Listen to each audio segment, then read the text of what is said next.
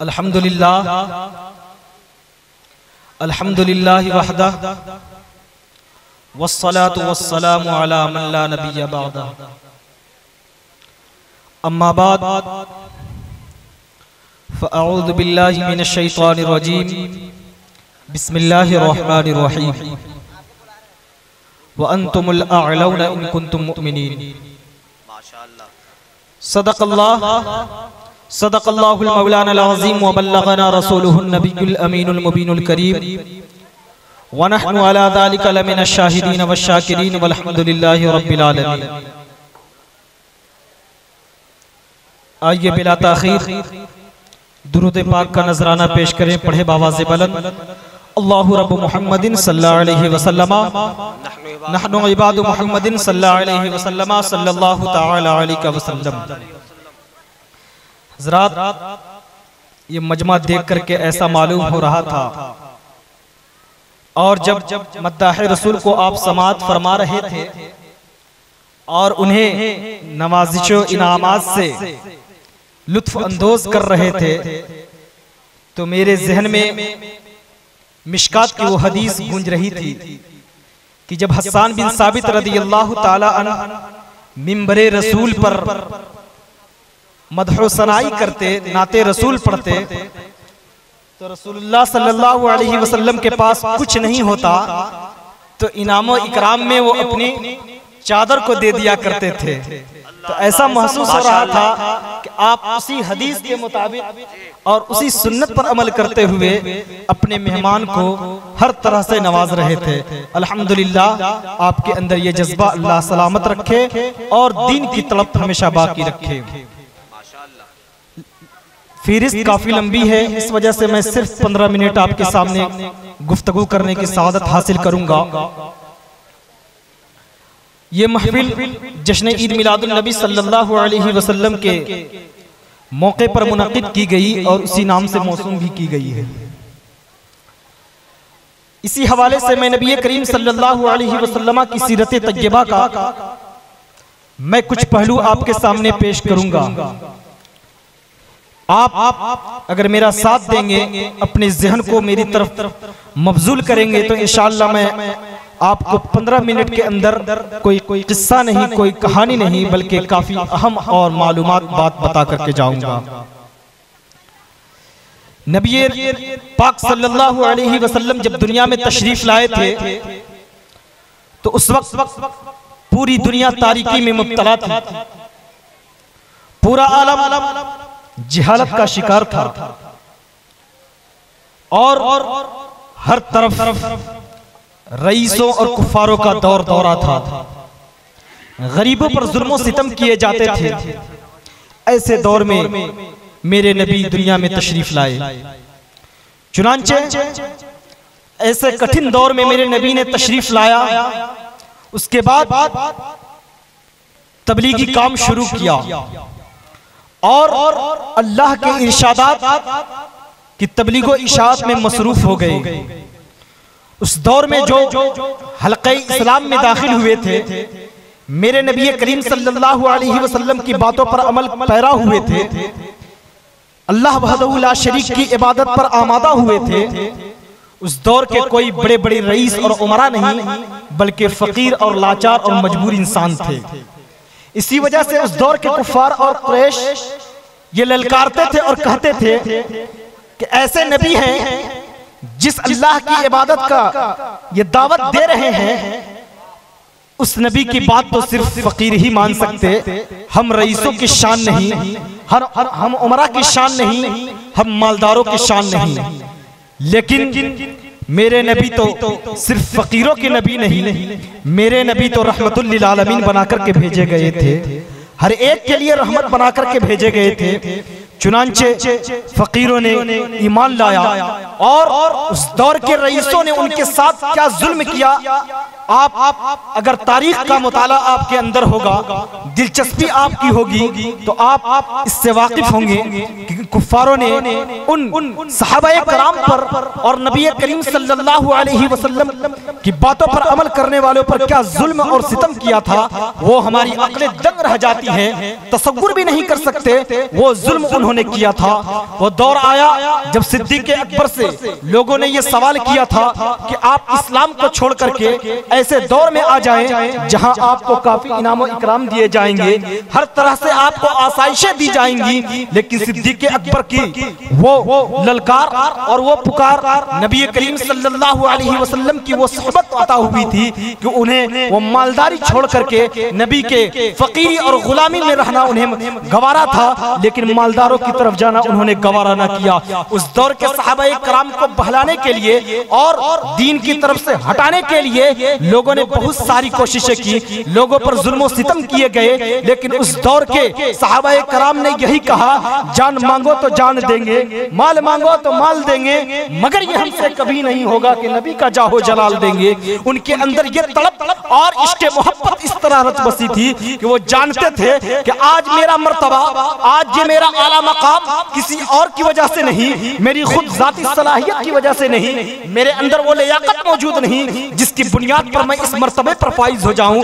मेरे अंदर जो भी लियाकत है वो नबी की सोहबत का असर है। आज जो मैं मकाम पर फाइज हूं वो किसी का असर नहीं बल्कि मोहब्बत रसूल का अता करदा चीज है। मोहब्बत रसूल ही वो अता किया चीज है जिसकी वजह से हम आज इस मर्तबे पर फाइज हैं और बुलंदो मकाम पर फाइज हैं। चुनांचे आप तारीख का मुताला करें, आप इस्लाम की तारीख को पढ़ें, उसका जायजा ले तो मालूम होगा कि इस्लाम हमारे तक कैसे पहुंचा, इस्लाम की तबलीग व इशाअत का दौर दौरा कैसे चालू हुआ। इस्लाम कोई आसानी से नहीं फैला, इस्लाम ऐसा मजहब और पाकीज़ा मजहब है, पवित्र मजहब है। जो भी इसके गोशे में दाखिल हुआ वो फकीर था तो वो मालदार हो गया, जो मनसब पर कमतर था वो मनसब में बुलंद और बाला हो गया। यही तो वजह है कि जब हजरत सुफियान सौरी रज़ी अल्लाह ताला अन्हु का वाक़या वो याद आता है कि उनके अंदर ईमान की तड़प इस तरह रची और बसी थी, कोई हमेशा तलाश करते थे जैसे कि आज हम अच्छे पीरों की तलाश में लगे रहते हैं, कोई अच्छा पीर मिल जाए ताकि मैं बैत कर लूं। यही जज्बा और यही तलब हजरत सुफियान सौरी रज़ी अल्लाह ताला अन्हु के अंदर थी। वो जुल्म का दौर दौरा, जहालत और गुमराही थी, लेकिन सुफियान सौरी ने अपने दिल में एक जज्बा रखा था कि मैं उस रसूल हाशमी की बारगाह में जाऊंगा जिनका चर्चा मैंने हर तरफ सुना है, जिनके चर्चे हर गोशे में नजर आ रहे हैं। मैं उन नबी से जाकर के मिलूंगा और मैं उनका जायजा लूंगा। चुनांचे इसी तलब में चले और अपने शहर को छोड़ करके अरब की जानिब रुख किया उन्होंने। अरब की जानिब जब आए तो उस दौर में या तो खजूर के दरख्त हुआ करते थे या पहाड़ियां हुआ करती थी। तो सुफियान सौरी के ईमान का आप जायजा लें, उनके अंदर रसूल से मोहब्बत किस कदर रची थी। वो छतों पर चढ़ जाया करते, खजूरों पर चढ़कर देखा करते कि मोहम्मद रसूल की आमद हो रही है या नहीं। चुनांचे इसी इश्क़ रसूल को लेकर के बारगाह नबवी में हाजिर हुए और मेरे नबी को एक झलक को देख करके हजरत सुफियान सौरी रज़ी अल्लाह ताला अन्हु ने कलमा हक को पढ़ा और ला इलाहा इल्लल्लाह मुहम्मदुर रसूलुल्लाह की सदाएं बुलंद की और इस्लाम में वो दाखिल हो गए। उसके बाद उन्हें क्या इनाम मिला?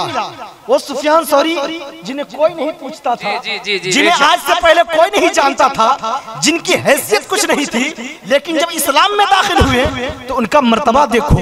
हर कोई उस दौर में चाहता था कि काश मेरी बेटी हुजूर सल्लल्लाहु अलैहि वसल्लम की इज़्दिवाजी जिंदगी से मुंसलिक हो जाती, मेरी बेटी बारगाह नबवी में पेश हो जाती। लेकिन ये वजह इस वजह से थी कि हर कोई ये कहता कि मैं नबी के खानदान से हूँ, लेकिन सुफियान सौरी के मर्तबे को देखे, वो सिर्फ इस्लाम में दाखिल हुए, ला इलाहा इल्लल्लाह की उन्होंने सदाएं बुलंद की। उसके बाद मेरे नबी ने सुफियान सौरी को वो मर्तबा अता किया जो आज तक किसी को नहीं अता किया गया। चुनांचे मेरे नबी ने फरमाया, सुफियान आज से तुम्हारा मर्तबा यह है कि तुम अहले बैत से शुमार किए जाओगे और तुम मेरे खानदान से शुमार किए जाओगे। कि इस्लाम ने उन्हें वो मर्तबा अता किया जो हर कोई चाहता था कि मैं रसूल के खानदान से शुमार हूं।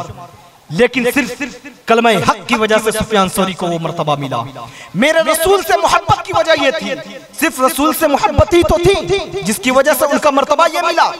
और आगे आप चले, हजरत बायजीद बुस्तामी रदियल्लाहु ताला अन्हु का वाकया आपके मैं ज़हन में डालना चाहूंगा।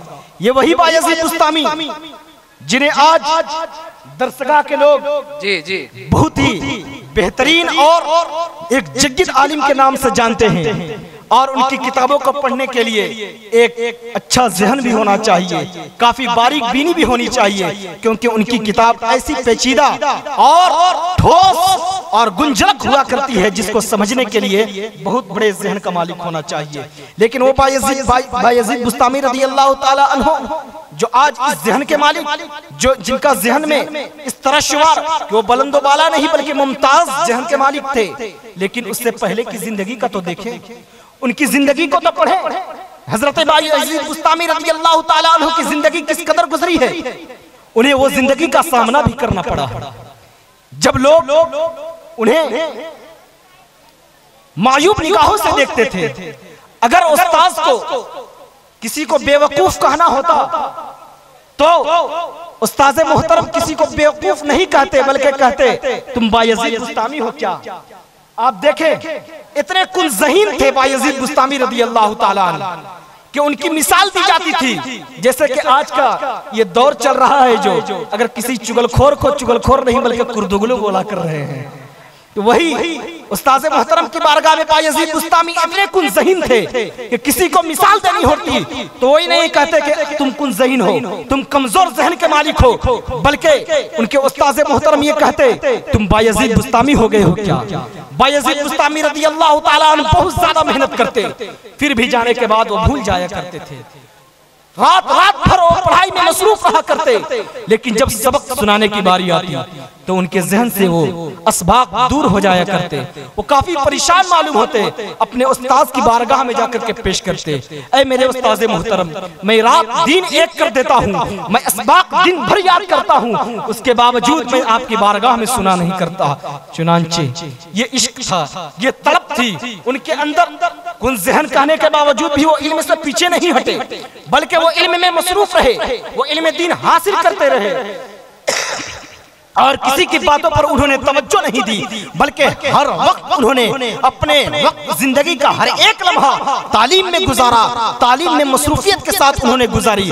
चुनांचे एक ऐसा दिन भी आया, एक ऐसा लम्हा भी आया, एक ऐसी रात भी आई जिस रात ने बायजीद बुस्तामी को कुलज़हीन से लेकर के मुमताज ज़हन तक बना दिया, उनका मर्तबा कुलज़हन से लेकर के मुमताज ज़हन तक फाइज कर दिया। चुनांचे हजरत बायजीद बुस्तामी रज़ियल्लाहु ताला अन्हु अपने मामूल के मुताबिक रात में घर में पढ़ रहे थे, पढ़ाई में मसरूफ थे, लगन से पढ़ रहे थे, मेहनत से पढ़ रहे थे। इतने में कोई दरवाजे पर दस्तक देता है और बोलता है बायजीद दरवाजा खोलो। तो हजरत बायजीद बुस्तामी रज़ियल्लाहु ताला अन्हु ने फरमाया मैं अभी पढ़ाई में मसरूफ हूं और मैं अपने दरवाजे को नहीं खोल सकता, मैं पढ़ाई में मुनहमिक हूँ, मैं कल की तैयारी कर रहा हूँ, मैं बारगाह ये उस्ताद में सबक सुनाने की तैयारी कर रहा हूँ। लेकिन दरवाजे पर दस्तक देने वाला कोई मामूली जात नहीं, मामूली हस्ती नहीं थी। फिर वो आवाज हस्ती पुकारती है बायजीद तुम जरा दरवाजा तो खोल करके देखो कौन आया है। चुनांचे हजरत बायजीद बुस्तामी रज़ियल्लाहु ताला अन्हु के दिलों में एक तलब महसूस हुई और वो दरवाजे खोलते हैं। जैसे देखते हैं तो उनके ऐसा महसूस होता है कि मैं ख्वाब में हूं, क्योंकि वो मामूली हस्ती नहीं, मामूली जात नहीं थी जो दरवाजे पर दस्तक दे रही थी, बल्कि वो मेरे नबी करीम सल्लल्लाहु अलैहि वसल्लम की ज़ात मुबारका थी। चुनांचे हज़रत बायजीद बुस्तामी रज़ियल्लाहु ताला अन्हु से मुलाकात होती है, उसके बाद उनका मर्तबा को देखे। हजरत बायजीद बुस्तामी रज़ी अल्लाह ताला अन्हु मेरे नबी के हमरा चलते हैं। उसके बाद मेरे नबी ने फरमाया, बायजीद आज बता मैं तुझे क्या अता करूं। बायजीद तुम बता, आज जो चाहो मैं तुम्हें अता करूंगा। हजरत बायजीद ने पूरा दुख दर्द सुना दिया। बताए, या रसूल अल्लाह सल्लल्लाहु अलैहि वसल्लम, मुझे क्लास में लोग मायूब निगाहों से देखते हैं, लोग मुझे ऐबदार समझते हैं, मेरे बेवकूफ और कुन ज़हन की मिसालें पेश किया करते हैं। मेरे नबी ने उन्हें लबे मुबारक से वो जाम अता किया जिसकी वजह से आज वो मुमताजुल फुक़हा हो गए। जब दरसगाह में दूसरे दिन जाते हैं तो बारगाह उस्ताद में हाजिर होकर के ऐसे ऐसे एतराज करते हैं और ऐसे ऐसे सवालात करते हैं जिसको देख करके उनके साथी और क्लास साथी देख करके हैरान रह जाते हैं, हत्ता कि उनके उस्ताद मोहतरम ताज्जुब में आ जाते हैं। ये वही तो बायजीद है जो आज से पहले कुन ज़हीन हुआ करता था। ये वही बायजीद बुस्तामी है ना जो आज से पहले काफी निहायत ही कुन ज़हीन था, लेकिन आज इसे क्या हो गया, आज मामला क्या है, आज सवाल पर सवाल करते जा रहा है, एतराज पर एतराज करते जा रहा है। इनके अंदर इतनी बारीकी कैसे आ गई। चुनांचे उस्ताद मोहतरम ने फरमाया, अरे बायजीद आओ तुम बताओ तुम राज क्या है, कुछ माल बताओ तो मुझे। तो बायजीद ने फरमाया, ऐ मेरे उस्ताद मोहतरम आइए मैं आपको तन्हा में बताता हूँ। आज मेरी मुलाकात नबी करीम सल्लल्लाहु अलैहि वसल्लम से हुई जिसकी वजह से आज मुझे ये मर्तबा मिला कि मैं मुमताजुल ज़हन हो गया और मेरी पूरी दुनिया आज से मुझे मुमताजुल ज़हन के नाम से जानेगी और इंशाअल्लाह तबारक व तआला मुस्तकबिल में आने वाली वो नस्ल मुझे याद करेगी कि दरसगाह में हर एक बच्चा बायजीद बुस्तामी रज़ी अल्लाह ताला अन्हु के नाम से वाकिफ होगा और हर एक शख्स ये जानता होगा कि उनकी किताब किस तरह गुंजलक और पेचीदा हुआ करती है कि वही बायजीद बुस्तामी जो कुन ज़हीन थे लेकिन आज वो मुमताजुल ज़हन के मालिक हुए और नबी करीम सल्लल्लाहु अलैहि वसल्लम की बारगाह से उन्हें वो मर्तबा मिला जिसकी वजह से पूरी दुनिया में वो मशहूर हुए। चुनांचे हमें इससे ये सबक मिलता है, ये पैगाम मिलता है कि हम नबी करीम सल्लल्लाहु अलैहि वसल्लम से सच्ची मोहब्बत करें, उनसे सच्ची उल्फत रखें और हर एक काम में शरीयत मुत्तहिरा का पाबंद रहें। मैं इन्हीं चंद बातों के साथ अपनी गुफ्तगू को खत्म करता हूँ। व आखिर दावाना अनिल हम्दुलिल्लाहि रब्बिल आलमीन, अस्तगफिरुल्लाह रब्बी मिन कुल्लि ज़ंबिन व अतूबु इलैहि।